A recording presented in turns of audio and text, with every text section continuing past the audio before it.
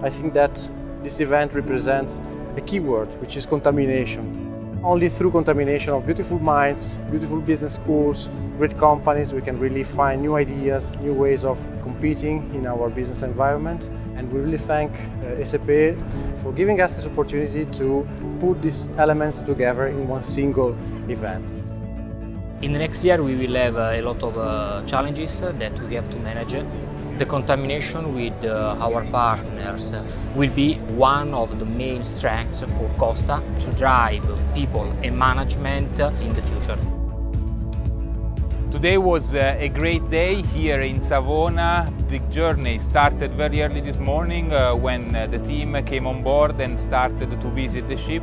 And in the afternoon, after lunch, we started with our presentation. We presented the Costa, our business model, the past, the present, as well as the future.